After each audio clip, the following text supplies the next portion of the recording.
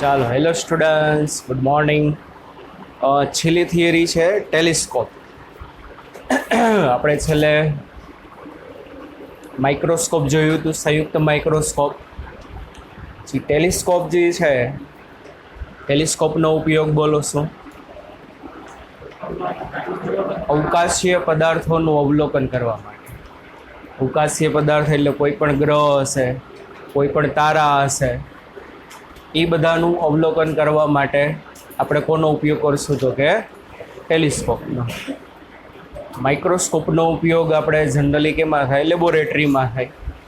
ટેલિસ્કોપનો ઉપયોગ આપણે શેના માટે કરીએ છીએ? તો કે અવકાશીય પદાર્થોનું શું કરવા માટે? અવલોકન કરવા માટે.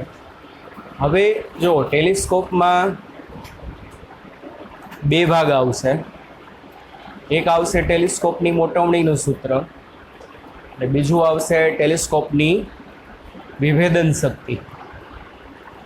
બરાબર? મોટવણી એટલે તો આપણે બધાને ખબર જ છે કે ટેલિસ્કોપની મોટવણી એટલે શું? કોઈ પણ નાની વસ્તુને કેટલી, એનું મોટું પ્રતિબિંબ કેટલું દેખાડે, એને શું કહેવાશે? એનું મેગ્નિફિકેશન, મોટવણી કહેવાય. પણ ભેગું આમાં આપણે વિભેદન શક્તિ પણ આવશે. પણ વિભેદન શક્તિ છે ને આપણને 10મા ચેપ્ટરમાં આપ્યું છે. એટલે અડધો ભાગ અહીંથી આવશે, અડધો ભાગ પાછું 10મા ચેપ્ટરમાં પાછું ટેલિસ્કોપ આવશે જ. કારણ કે વિભેદન શક્તિ મેળવવા માટે 10મા ચેપ્ટરનો જે કન્સેપ્ટ જે છે, વિવર્તન. કઈ ઘટના?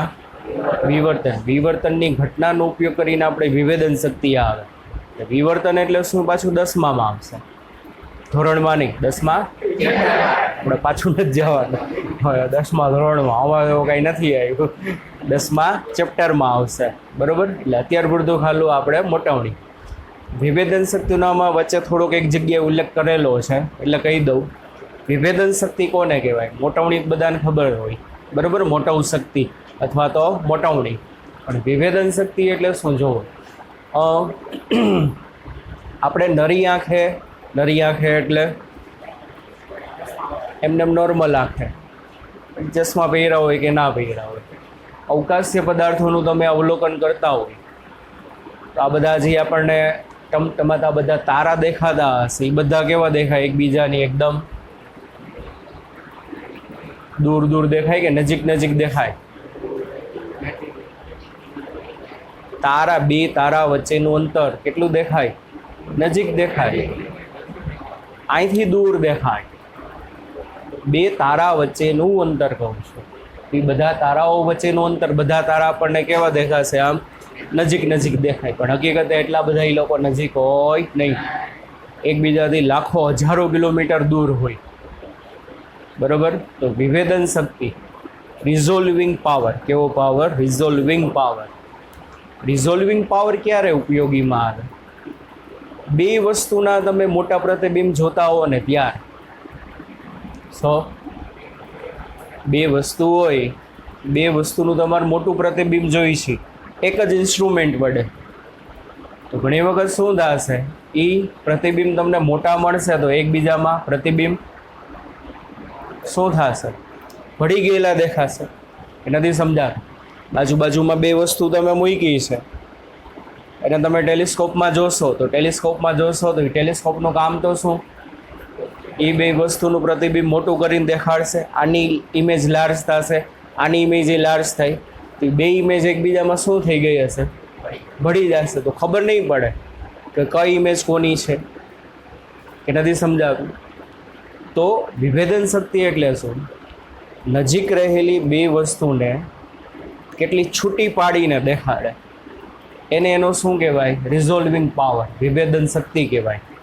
એ નથી સમજાતું? નજીક રહેલી બે વસ્તુને તમે ટેલિસ્કોપ વડે જોશો તો ટેલિસ્કોપ એનું કામ કરશે. શું કામ કરશે? છેલ્લેથી બીજી બેન્ચ, નિંદર આવે ભાઈ તને? છેલ્લેથી બીજી બેન્ચ. હા તું, એ મજા નથી? હે? તો કેમ આમ નમાલો દઈને આમ બેઠો? મજા ના ઘરે જા, આરામ કરી લે જા. અહીં ધ્યાન દે ને. આંખો કેમ એવી લાગે? આમ લાલ આમ આખું. લેટ નાઇટ રીડિંગ કરેલું છે આજે એક્ઝામ હતી એટલે? કંઈ નથી? મોડે લગી ભાઈ જાઈ ગયા હોય એમ. હજી થિયરીની એક્ઝામ છે આજે. હા ચશ્મા પહેરી. હા એમ આંજણી થાય એવું લાગે છે કે નહીં? કે તારી આંખો દેવી છે? આંખો દેવી છે જો ચેપી રોગ છે બધાને, આમાં બધાને આંજણી થાય. એક તો હાથમ આઠમ આવે, બારે ફરવા જવું હોય ને કુદરતી દ્રશ્યો જોવા હોય બધા, એમાં આંજણી થાય તો અઘરું પડે ને. એમ જાઓ ને બધા ફરવા, વાંચવાનું છે. હા એમ વાંચવાનું એમ કયો, ફરવા કોઈ નથી જવાનું, બરોબર? અને 4-5 દિવસની રજા હોય તો ડેઈલીનું 15 થી 18 કલાક વાંચવાનું. ઓહો 15 થી 18 કલાક ડેઈલી બધાએ વાંચવાનું. 24 કલાકમાંથી યાર 15 કલાક તમે તમારા માટે ના કાઢી શકો? 9 કલાક તમે મોજ કરો ને ભાઈ, 9 કલાક તમે મોજ કરો. 15 કલાક રીડિંગ કરવાનું. કેટલી કલાક? સાચું મજાક નથી કરતો. જે લોકો આઈઆઈટીના સપના જોતા હોય, ખરેખર 12 કલાક તો વાંચજો. હાલો 15 કલાક ઇમ્પોસિબલ લાગે, પણ 24 કલાકમાંથી 12 કલાક તો થાય ને. કેટલા દિવસની રજા? 5 દિવસની કહી દીધું, નતો આવતો એટલે ખબર નથી. તો 12 50 60 કલાક થયા 5 દિવસના. 5 દિવસની 60 કલાકમાં તમે વિચારો કેટલું થઈ જાય. કોઈ પણ એક તમે વિષય તમે લેશો, માની લો 11th તમારે લેવું હોય તો 11th તમારું આખું કમ્પ્લીટ થઈ જાય. એકાદું ફિઝિક્સ લઈ લો, કાં કેમેસ્ટ્રી લઈ લો, કાં મેથ્સ લઈ લો, ગમે એકાદો ટાર્ગેટ રાખો. 60 કલાકમાં તો લગભગ આખું ફિઝિક્સ ધારો તો ફિઝિક્સ પતી જાય, કાં કેમેસ્ટ્રી પતી જાય, કાં મેથ્સ પતી જાય. એ ડિપેન્ડ તમારે શું કરવું છે. સર આપી દીધું વર્ક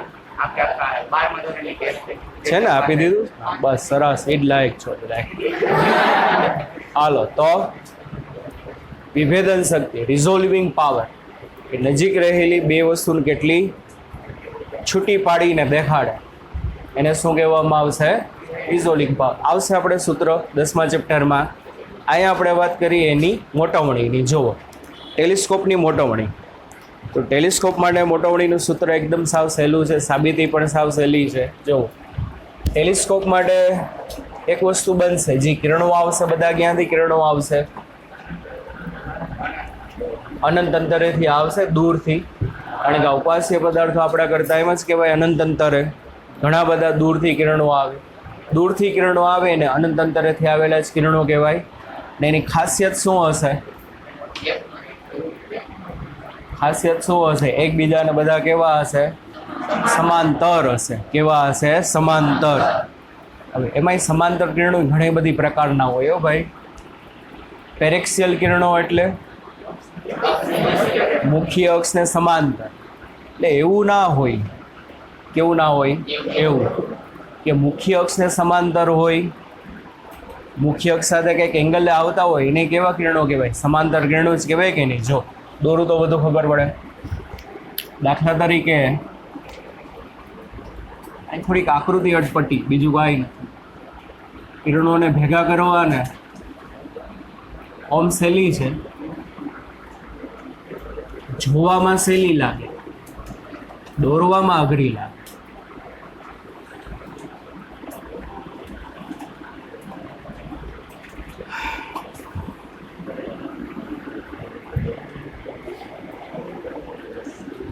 જો આમ બધા કિરણો જાતા હોય, બસ વાતો નહીં.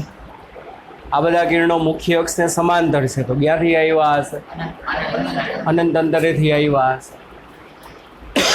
સમજાય છે કે નહીં? પણ આપણે ટેક્સ્ટબુક પ્રમાણે આકૃતિ દોરવી પડે. ટેક્સ્ટબુકમાં જે બધા કિરણો લીધા છે ને, આમ લીધા છે.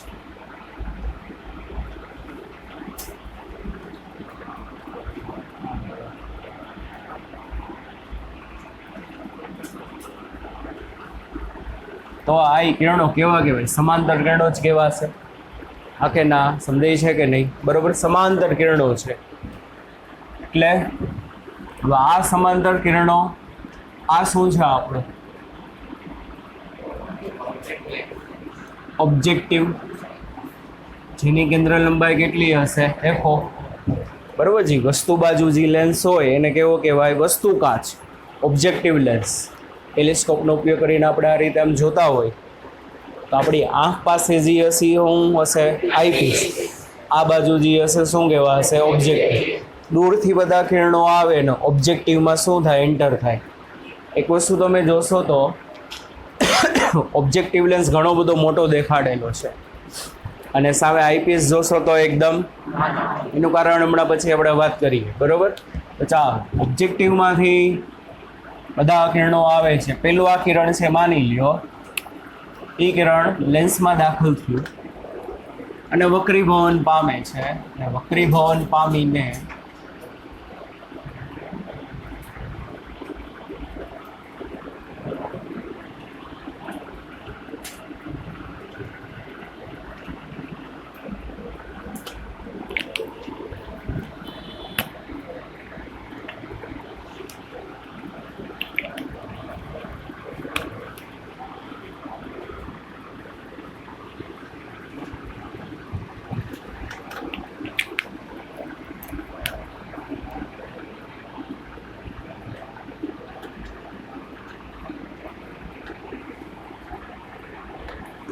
બે કિરણો કેવા છે? સમાંતર. પણ આ સમાંતર કિરણ શેમાંથી પાસ થઈ? લેન્સના ઓપ્ટિકલ સેન્ટરમાંથી. તો એ વિચલન પાઈમાં વગર સીધે સીધું આ દિશામાં ગતિ કરશે સામે. આવડું આ જે કિરણ છે ઓપ્ટિકલ સેન્ટરમાંથી નથી પાસ થતું, લેન્સમાંથી બહાર આવે એટલે બેન્ડ વળ્યું.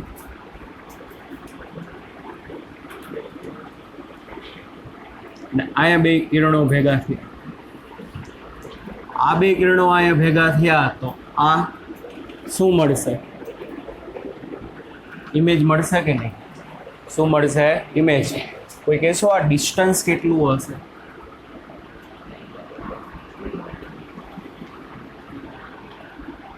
આ ઇમેજ ડિસ્ટન્સ કેટલું હશે? આવડવું જોઈએ. સાવ ઇઝી. ઇમેજ ડિસ્ટન્સ કેટલું હોય? ઓબ્જેક્ટિવની કેન્દ્ર લંબાઈ જેટલું. સિમ્પલ. કારણ કે સમાંતર કિરણો વક્રીભવન પામીને જે બિંદુએ ભેગા થાય, ક્યાં ભેગા થયા હોય? એના મુખ્ય કેન્દ્ર ઉપર. ક્યાં ભેગા થયા હશે? એના મુખ્ય કેન્દ્ર ઉપર. સમજાય છે કે નહીં? ચાલો, હવે સામે જે હશે આપણા માટે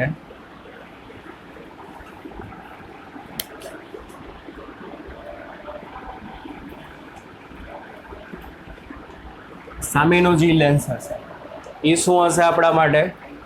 આઈપીસ. કે અહીંથી આપણે જોતા હશે, બરોબર? આ આપણા માટે શું થશે? આઈપીસ. હવે જુઓ, આઈપીસ મૂવેબલ હોય. આઈપીસ કેવો હશે? મૂવેબલ હશે. તો કોઈ કહેશો ટેલિસ્કોપ વડે તમે કોઈ પણ અવકાશીય પદાર્થને જોતા હોય તો એ અવકાશીય પદાર્થ, દાખલા તરીકે કોઈ પણ તારાનું અવલોકન કરો છો, એ તારાની તમને મોટી બધી ઇમેજ દેખાય. મોટી બધી ઇમેજ ક્યાં દેખાય? અહીંયા જ દેખાય કે આમ થોડીક આમ નજીક દેખાય?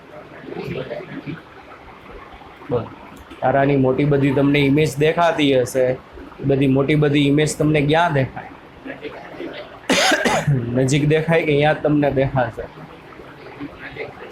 કોઈ દી ટેલિસ્કોપ જોયું છે કે નહીં બહાર? હે? સાદું ટેલિસ્કોપ, દૂરબીન જોયું હશે. દૂરબીનને ટેલિસ્કોપ ન કહેવાય. દૂરબીન શેના માટે કામમાં આવે? આજુબાજુ વાળા પડોશીના ઘરમાં હું હાલે ને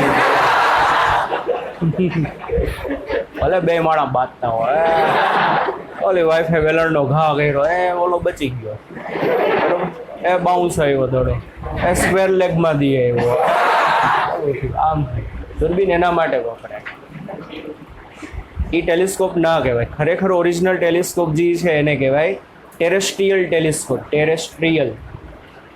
ટેરેસ્ટ્રીયલ ટેલિસ્કોપ એટલે ખરેખર જે અવકાશીય પદાર્થોનું અવલોકન કરવા માટે થાય. એ ટેલિસ્કોપ શું કરતા હોય કે જે જગ્યાએ વસ્તુ હોય ને એ જગ્યાએ જ એની મોટી ઇમેજ કરીને દેખાડે. આ યાદ રાખજો. ટેરેસ્ટ્રીયલ ટેલિસ્કોપ અથવા તો એસ્ટ્રોનોમિકલ ટેલિસ્કોપ કહેવાય. કેવા કહેવાય? ટેરેસ્ટ્રીયલ અથવા તો એસ્ટ્રોનોમિકલ ટેલિસ્કોપ. એની ખાસિયત શું? કે જે જગ્યાએ વસ્તુ હશે ને એ જ જગ્યાએ એનું મોટું પ્રતિબિંબ કરીને દેખાડશે. શું દેખાડશે? એના ઉપર જ વસ્તુ જ્યાં હશે ને નરી આંખે જોતા હશો તો ત્યાં જ હશે. ટેલિસ્કોપ વડે જોવો ને તો ત્યાં જ તમને મોટી ઇમેજ દેખાશે. વસ્તુની ઉપર જ એનું મોટું પ્રતિબિંબ દેખાય. તો એનો મતલબ શું થશે? હવે જો ઓબ્જેક્ટિવ માટે, કોના માટે? આ જે ઇમેજ મળી, બોલો, એ ઇમેજ આઈપીસ માટે શું બનશે? આભાસી વસ્તુ બનશે. તો આના માટે આ જે આભાસી વસ્તુ બની, તો પાછું તમને અહીંથી તમે જુઓ તો પ્રતિબિંબ તમને પાછું ટેલિસ્કોપનો ઉપયોગ કરીને જોતા હો તો ક્યાં દેખાવું જોઈએ? ત્યાં જ પાછું દેખાવું જોઈએ. તો ત્યાં જ પાછું ક્યારે દેખાશે? બોલો. આ જે છે આ શું કહેવાય? આને શું કહેવાય? એ તો ઉપર લખ્યું, ચાલો આને એફઓ, અથવા તો આને શું કહેવાય? વીઓ કહેવાય. બરોબર. શું કહેવાશે? વીઓ. વી એટલે પ્રારંભિક વેગ. વીઓ એટલે શું થશે? સોરી, પ્રતિબિંબ અંતર. વી એટલે ઇમેજ ડિસ્ટન્સ. કોનું થશે? ઓબ્જેક્ટિવનું. આ શું કહેવાશે? આ યુઈ કહેવાય. આ શું કહેવાશે? યુઈ. યુઈ એટલે શું થશે? આઈપીસ માટે વસ્તુ અંતર. આઈપીસ માટે શું થાય? વસ્તુ અંતર. આઈપીસ છે ને તમને ફાઇનલ ઇમેજ એકદમ મોટી અને જ્યાં હોય ને ત્યાં જ દેખાડે, ઇન્ફાઇનાઇટ જ દેખાડશે. તો એના માટે આઈપીસ માટે આ વસ્તુ અંતર કેટલું હોવું જોઈએ? એની ફોકલ લેન્થ જેટલું હોવું જોઈએ.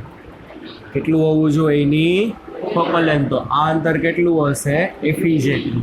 તો આઈપીસને આપણે એવી જગ્યાએ તમે એની રચના જે રીતે હશે કે ટેલિસ્કોપને તમે આમ ફોકસ કરતા આવશો ને તો એકદમ તમને image neat and clean high resolution વાળી ક્યારે દેખાશે ખબર છે? ઓબ્જેક્ટિવની ઇમેજ કોની? આઈપીસના ક્યાં આગળ આવશે? એફ ઉપર આવશે ને, ક્યાં આગળ આવશે? આઈપીસના એફ ઉપર. ત્યારે તમને neat and clean high resolution વાળી એકદમ મોટી બધી ઇમેજ દેખાશે. બાકી તમે આપણે ટેલિસ્કોપનો ઉપયોગ કરીને તમે આઈપીસના ગમે એ જગ્યાએ સેટ કરશો ને ઇમેજ તમને એટલી બધી નીટ એન્ડ ક્લીન નહીં દેખાય. કેવી દેખાવલી? જેને આપણે કહીને ઝાંખી એટલે બ્લર થઈ ગયું એવી દેખાશે. મોટી દેખાશે પણ પરફેક્ટ એકદમ neat and clean high resolution વાળી ના દેખાય. ક્યારે દેખાશે? કે જ્યારે આઈપીસને તમે એવી જગ્યાએ સેટ કરશો કે ઓબ્જેક્ટિવ વડે મળતી ઇમેજ આઈપીસ માટે ક્યાં પડે? એના એફ ઉપર. તો પાછું શું થશે? આ જે કિરણો જે છે, બોલો,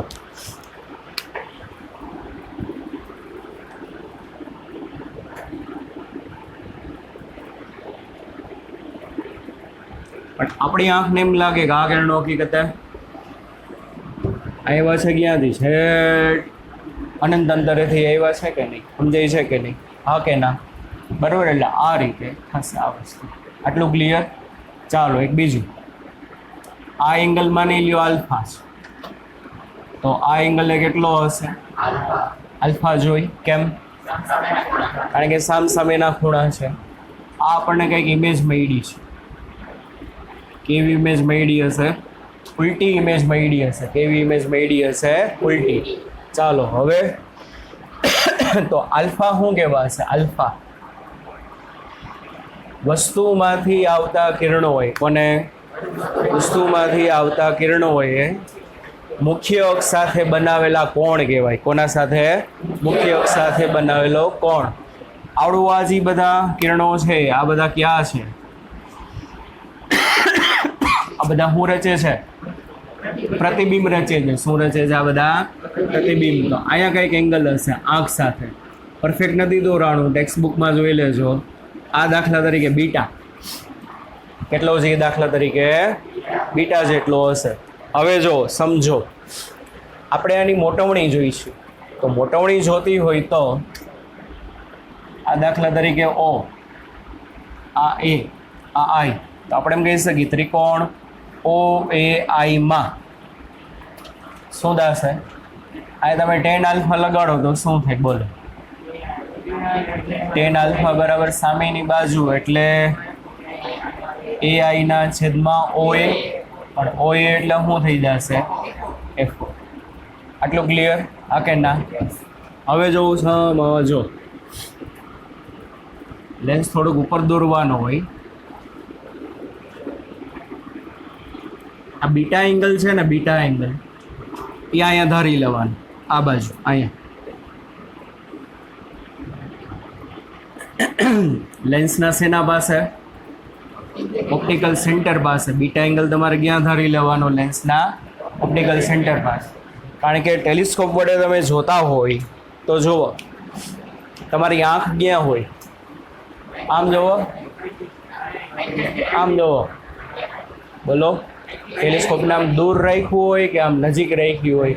આંખને અડાડીને રાખ્યો હશે ને આઈપીસ, એટલે આંખ અત્યારે આટલી દૂર છે, હકીકત એટલી દૂર નહીં હોય. આંખ ક્યાં હશે? આઈપીસને અહીંયા અડાડેલી હશે, એટલે આ કિરણો હકીકત અહીંયા ભેગા થતા હોય.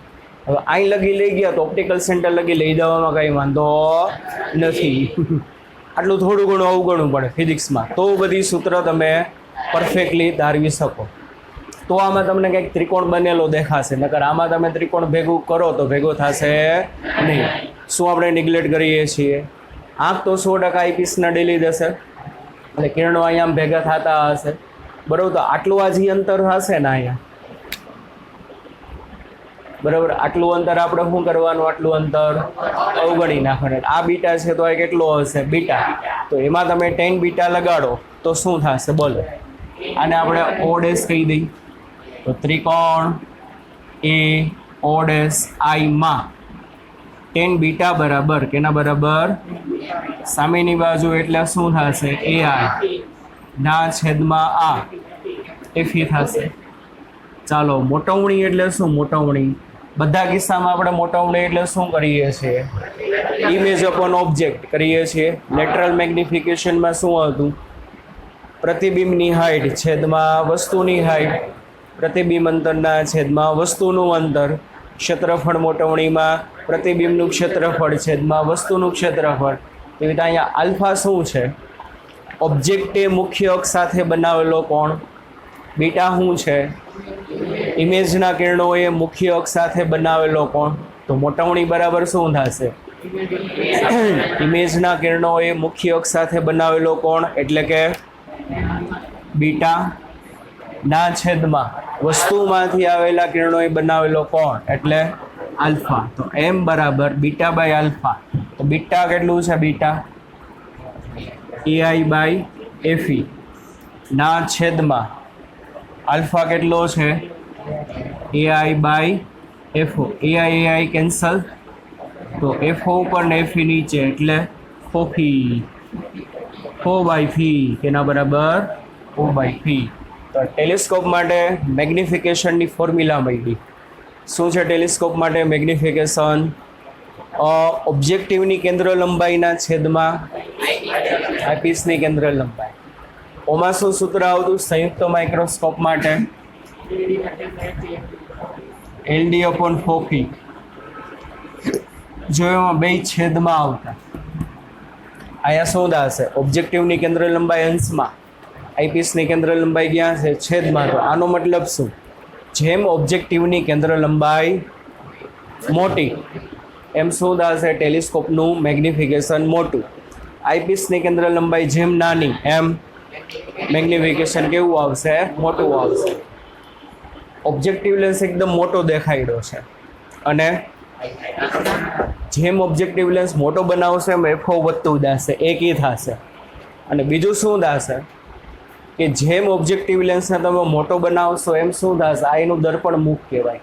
શું કહેવાશે? એનું દર્પણ મુખ. એટલે કે ઓબ્જેક્ટિવ લેન્સનો વ્યાસ બને ત્યાં સુધી ઓબ્જેક્ટિવ લેન્સનો વ્યાસ મોટો રાખવાનો. કેમ ભાઈ? કારણ કે વધુ કિરણો આવી શકે કે નહીં? પ્રકાશ પ્રવેશ ક્ષમતા વધારવા માટે. શું વધારવા માટે? પ્રકાશ પ્રવેશ ક્ષમતા વધારવા માટે. કારણ કે આપણે એવું લાગે છે કે આ બે તારા એકબીજાની નજીક નજીક છે, પણ હકીકતે એકબીજાથી ઘણા બધા દૂર હશે. તો જેમ તમે ઓબ્જેક્ટિવનો શું કરશો? દર્પણમુખ મોટો રાખશો, વ્યાસ મોટો રાખશો, એમ શું થશે? આ સાઈડથી કિરણો આવી શકે, આ સાઈડથી કિરણો. નરી આંખે તમે જોવો છો તો એ બે સ્ટાર એકબીજાને કેવા દેખાય છે? નજીક, પણ હકીકતે ઘણા બધા દૂર હશે. તો દૂર દૂરથી કિરણો, એકબીજાથી અતિ દૂર જે વસ્તુ એના કિરણો પણ આમાં પ્રવેશી શકે, એટલા માટે આ શું રાખવામાં મોટું. અને આ જેમ મોટું થતું જશે એમ એફઓ પણ શું થતો જશે, મોટો થતો છે. અને સૂત્રમાં પણ કહે છે એટલે પ્રકાશ પ્રવેશ ક્ષમતા વધારવા માટે, એટલે કે બને એટલા કિરણો વધુ, કારણ કે આમાં જે કિરણો આવવાના છે ક્યાંથી આવવાના છે, દૂરથી કિરણો આવવાના છે. સંયુક્ત માઇક્રોસ્કોપમાં કિરણો તો બોલો નજીકથી આવવાના હોય કે દૂરથી આવવાના હોય, એમાં તો નજીકથી જ કિરણો આવવાના છે, પણ આમાં દૂરથી કિરણો આવવાના છે એટલે મોટા ભાગનો વિસ્તાર કવર કરી લે. શું કરી લે? મોટા ભાગનો વિસ્તાર કવર કરી લે, એટલા માટે દર્પણમુખ મોટું રાખવામાં આવે. દર્પણમુખ કેટલા મોટા હોય ખબર છે? 5-5 મીટરના દર્પણમુખ હોય, તો વિચાર કરો એટલા મોટા લેન્સ હોય. 5 મીટર, સેન્ટીમીટર નથી, 5 મીટરનું દર્પણમુખ એટલે કેન યુ ઇમેજિન ભાઈ આ કેટલું હશે?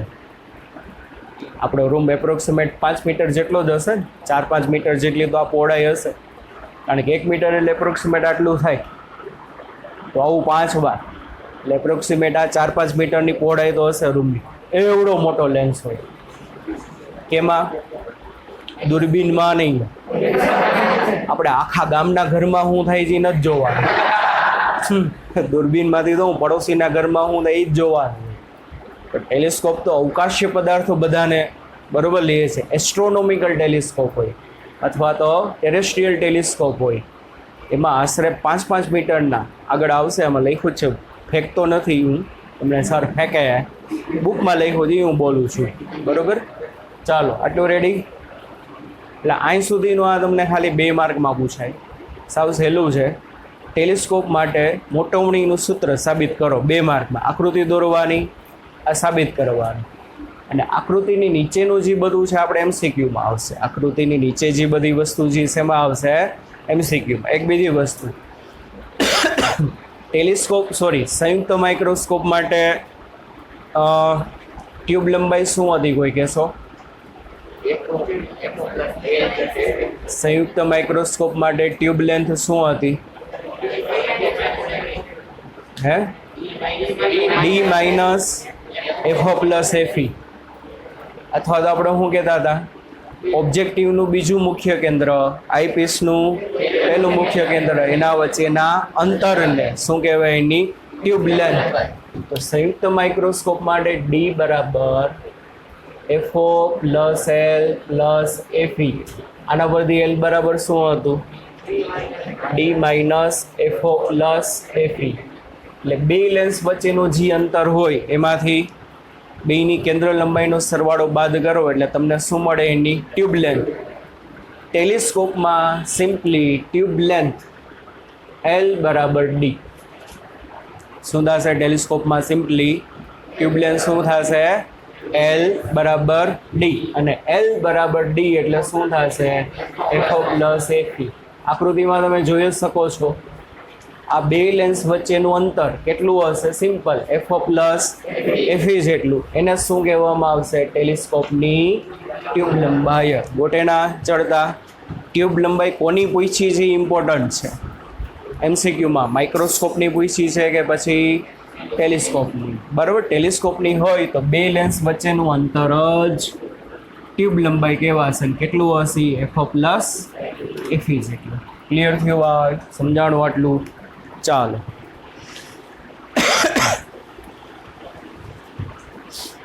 કેટલી મિનિટ થઈ? આમાં કેટલી મિનિટ થઈ એમ? હા, કરી દો. ચાલો જુઓ, આકૃતિની નીચે છે બધું એમસીક્યુમાં. Astronomical telescope. કેવા ટેલિસ્કોપ કીધા? એસ્ટ્રોનોમિકલ ટેલિસ્કોપ માટે પ્રકાશ સમાવેશ ક્ષમતા અને તેનું વિભેદન. હવે એક બીજી વસ્તુ પહેલાં તો જુઓ, આકૃતિની ઉપર એક નાનો એમસીક્યુ બનાવેલને આપ્યો છે એક એવો, અને એની પહેલાં પેજ નંબર 339 ઉપર છેલ્લી લીટી ટેલિસ્કોપ જે છે એમાં શું કીધું? છેલ્લો પેરેગ્રાફ, ટ્યુબ લેન્થ મળી એફઓ પ્લસ એફઈ. એની નીચેનું સેન્ટેન્સ શું છે? ટેરેસ્ટ્રીયલ ટેલિસ્કોપમાં ઇન્વર્ટિંગ લેન્સની એક વધારાની જોડ હોય જે અંતિમ પ્રતિબિંબ તમને કેવું આપે? ચતુર. શું થાય એ હું કહેવા માંગે છે? આ ઓબ્જેક્ટિવે શું કર્યું? તારાનું ઉલટું પ્રતિબિંબ આપશે. તારાનું કેવું પ્રતિબિંબ આપે? ઉલટું. તો આ શું કરશે? ઉલટું ને ઉલટું જ આપશે, સીધું નહીં આપે. આ જેવું હતું એવું ને એવું જ એને આપશે અહીંયા અનંત અંતરે. આને તો એમ જ લાગશે આ સીધું છે, પણ હકીકત આપણા માટે આ પ્રતિબિંબ કેવું છે? ઉલટું છે. તો ઉલટું જ મળશે. એ આપણે હજી સિલેબસમાં નથી. હજી આની અંદર એક લેન્સ હોય, એ હજી એક લેન્સ શું કામ કરશે? ઉલટું પ્રતિબિંબ જે મળતું હોય ને એને શું કરે? આપણને ચત્તું કરીને દેખાડશે. કેવું કરીને દેખાડે? ચત્તું કરીને. બરાબર? ચાલો, પણ એ આપણે સિલેબસમાં નથી. ચાલો, એના પછીનો પેરેગ્રાફ. રિફ્રેક્ટિંગ ટેલિસ્કોપ. કેવા ટેલિસ્કોપ? જો રિફ્રેક્ટિંગ, બેમાં ફેર. રિફ્રેક્ટિંગ એટલે પરાવર્તક ટેલિસ્કોપ. રિફ્રેક્ટિંગ, રિફ્રેક્ટિંગ એટલે કેવા? પરાવર્તક. પરાવર્તક ટેલિસ્કોપ એટલે કે જેમાં લેન્સનો ઉપયોગ ના થાય, અરીસાનો ઉપયોગ થાય. શેનો ઉપયોગ થાય?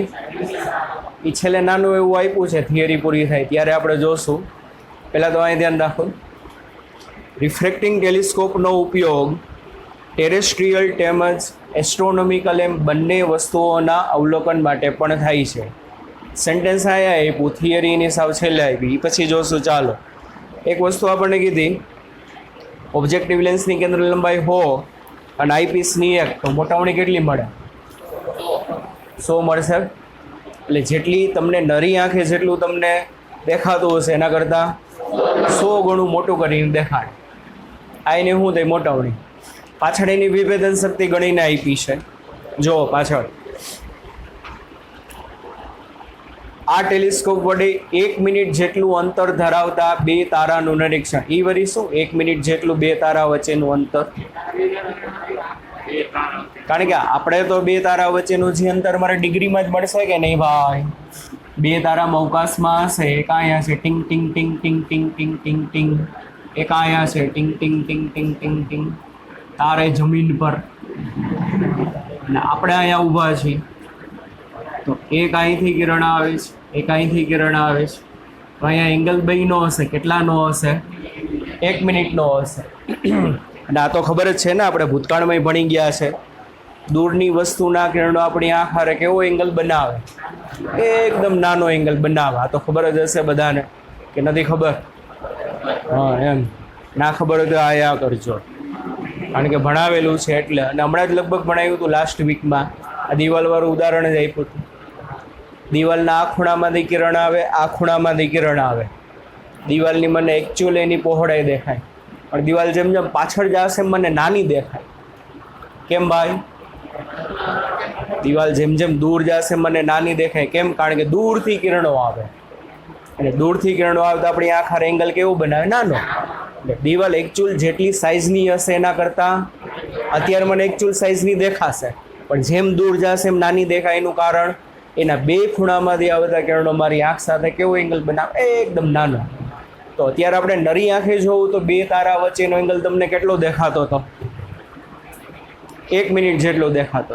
પણ આ ટેલિસ્કોપ વડે જોશો ને તો વિભેદન પાવર કેટલો થઈ જશે? 100 ગણો થઈ જશે. કેટલા ગણો થઈ જશે? 100 ગણો. 100 ગણો એટલે આ 2 તારા તમને 1 મિનિટ જેટલા દૂર દેખાતા હતા એની બદલે કેટલા દૂર દેખાશે? 100 મિનિટ જેટલા દૂર દેખાય. કેટલા મિનિટ જેટલા? 100. બરાબર? અને ડિગ્રીમાં ગણીને આપ્યું છે. કેટલું થાય?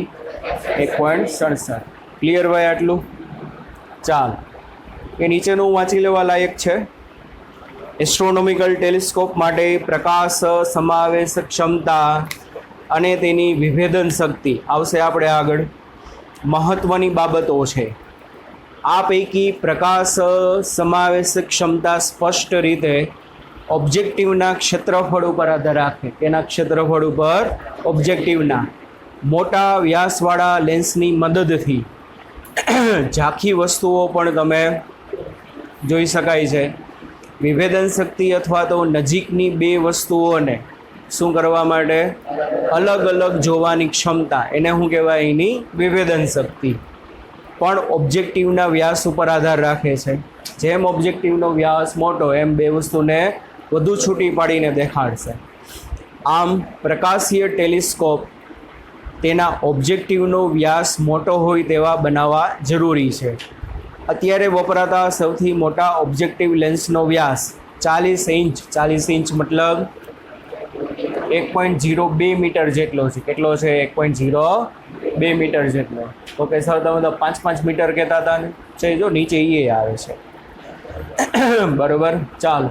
આવું ટેલિસ્કોપ ક્યાં છે? યુએસએમાં. આપણે ઇંગ્લિશ ના આવડે ભાઈ. વિસ્કોન્સિન ખાતે આવેલી યર્ક્સ વેધશાળા. વેધશાળા એટલે સ્પેસ લેબોરેટરી જેને કહેવાય ને એ. બરાબર, જેવી રીતે આપણે ઈસરો ને બધું છે ઓબ્ઝર્વેટરીમાં આવેલું છે. આ બધું યાદ રાખજો ભાઈ, એમસીક્યુમાં પૂછાય, બોર્ડમાં. જી એડવાન્સમાં નહીં પૂછાય આવું. બરાબર, જી એડવાન્સ લેવલના ક્વેશ્ચન છે આ બધા. યુએસએ ક્યાં આવ્યું? પૃથ્વી ઉપર આવ્યું. આવા મોટા લેન્સ ખૂબ જ વજનદાર હોય કે નહીં યાર? આવડો મોટો તમે લેન્સ બનાવો તો શું થશે? દ્રવ્ય વધુ વપરાય એટલે વજનદાર હોવાનું જ છે.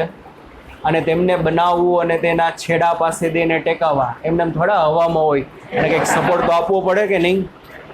આ ટેલિસ્કોપ જે બનાવ્યું અહીંયા કંઈક શું દેવો પડે? એને સપોર્ટ દેવો પડતો હોય. ખૂબ જ મુશ્કેલ છે. વધુમાં એવા લેન્સ બનાવવાનું ખૂબ જ મુશ્કેલ, અને આવું બધું વાંચી લેવાનું. જેવો આ અગત્યનું અંડરલાઈન કરો. વર્ણ વિપથનથી અને વિકૃતિથી મુક્ત હોય તેવા પ્રતિબિંબ આપે. વર્ણ વિપથન એટલે આમ જો આપણે ક્યાંય સિલેબસમાં આમ છે નહીં, પણ ઘણી વખત તમે અમુક સમય જોતા હોય ને તો શું થાય કે ભાઈ કોઈ પણ એલસીડી સ્ક્રીન હોય, તમે એને ટચ કરો તો શું થાય? આજુબાજુ જે છે ને કંઈક કલર સ્પ્રેડ થતા હોય એવું દેખાય કે નથી જોયું બધાએ? તો એને વર્ણ વિપથનની ઘટના કહેવાય. એવી રીતે લેન્સમાંય થાય કે લેન્સને તમે કોઈ પણ પ્રકાશની સામે રાખો ને તો એની ઇમેજ મળતી હોય ને, ઇમેજની આજુબાજુ તમને ગોળાકાર જુદા જુદા કલર અને મોટે ભાગે બ્લુ અને લાલ કલર જેવા દેખાય. એ નથી સમજાતું, જોયું હોય તો. બરોબર, હા કે ના? ઘણી વખત એમને સૂર્યપ્રકાશ એ તમે નરી આંખે જોશો તો શું થશે? ચશ્માનો ઉપયોગ એમને ચશ્માનો ઉપયોગ કરીને જોતા હોય તો આજુબાજુ જુદા જુદા કલર દેખાય. એ ઘટનાને શું કહેવામાં આવે? વર્ણ વિપથન. આપણી ઘટનામાં નથી, આપણે સિલેબસમાં નથી, પણ તમે એમ કહી શકો શું થશે કે ભાઈ લેન્સનો ઉપયોગ કરીને તમે કોઈ પણ ઇમેજ જુઓ ને એની ફરતે જુદા જુદા કલરની આવી રિંગ દેખાય, અને મોટે ભાગે બ્લુ અને લાલ કલરની રિંગ હોય. આ ઘટનાને શું કહેવાય? વર્ણ વિપથન. તો નાના લેન્સ માટે શું થશે? નાના લેન્સ માટે વર્ણ વિપથનની ઘટના શું થઈ જાય? વધી જાય. એને પરિણામે તમારે pure neat and clean image જોવી હોય તો ઇમેજ જોઈ શકો નહીં. પણ મોટા લેન્સમાં એ ખામી તમે શું કરી શકો? નિવારી શકો. એટલા માટે પણ મોટા લેન્સ હોય. ચાલો, એના પછીનો પેરેગ્રાફ વાંચી લેજો. એના પછીનો અહીં વાંચી લેવાનું છે, એમાં કંઈ જાજુ છે નહીં. સામે જે છે ને કેસેગ્રેન ટેલિસ્કોપ આપ્યું છે. કેવું આપ્યું છે? કેસેગ્રેન. કેસેગ્રેન ટેલિસ્કોપમાં શેનો ઉપયોગ થાય? અરીસાઓનો ઉપયોગ થાય. શેનો ઉપયોગ થશે? અરીસાઓ. હવે જો કેસેગ્રેન ટેલિસ્કોપમાં જે અરીસાઓનો ઉપયોગ થાય એમાં સિમ્પલ વસ્તુ જોવો જે શું છે કે ભાઈ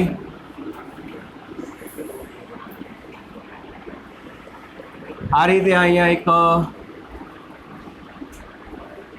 અંતર્ગોળ અરીસો છે. કેવો અરીસો છે? અંતર્ગોળ અરીસો. અને આ સાઈડનો ભાગ હોય ને એને અવકાશ બાજુ રાખવામાં આવે. આ સાઈડના ભાગને કઈ બાજુ રાખવામાં આવે? અવકાશ. તો શું થશે? આ ટ્યુબ છે, આખી ટ્યુબ.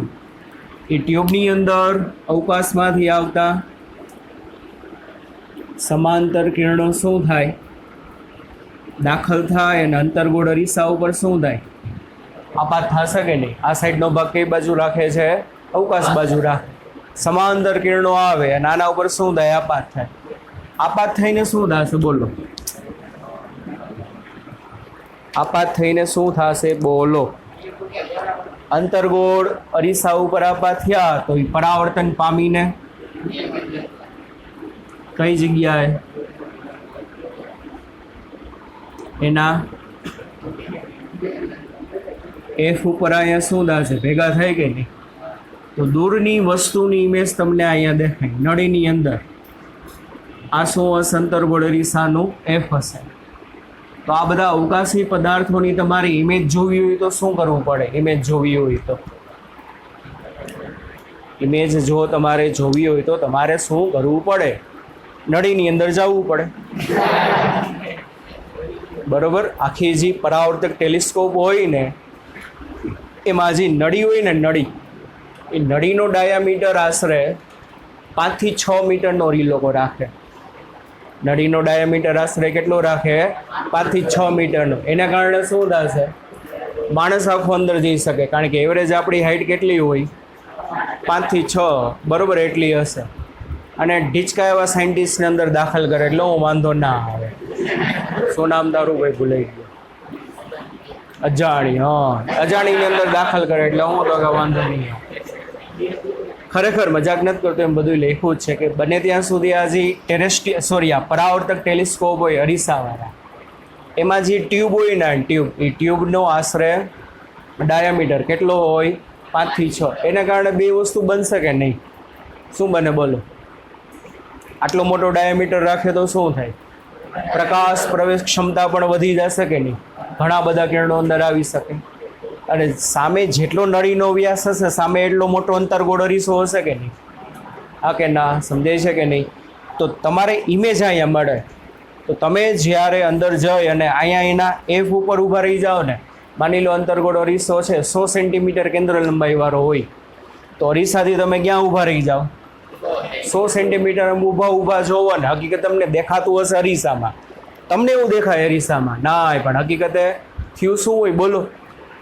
અરીસામાંથી કિરણો આવીને તમારી આંખમાં એન્ટર થાય અને તમને ઇમેજ દેખાડતા એકદમ નીટ એન્ડ ક્લીન ગલગલિયા થાય એવી મસ્ત મજાની ઇમેજ દેખાતી હશે ચંદ્રનું ને બધા જુદા જુદા ગ્રહોનું તમે અવલોકન કરતા હોય ને તો.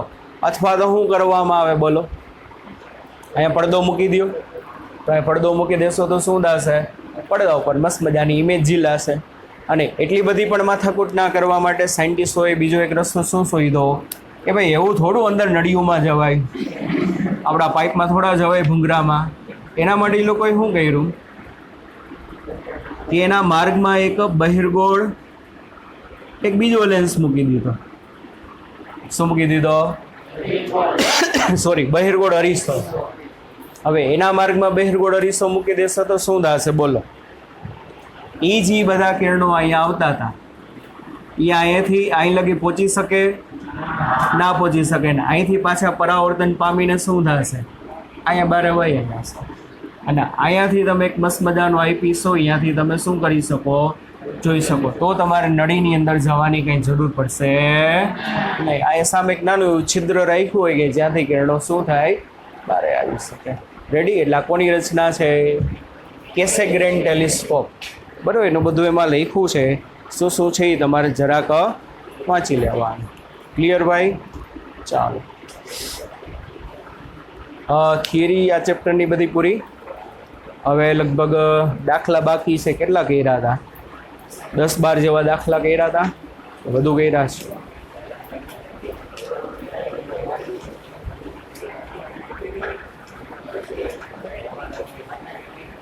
ટૂંકમાં દાખલા આપણે નેક્સ્ટ લેક્ચરથી ચાલુ કરીશું. બરાબર? એટલે કાલથી. બરાબર? ચાલો, bye bye everybody, take care, C you. ફરીથી મળીએ છીએ.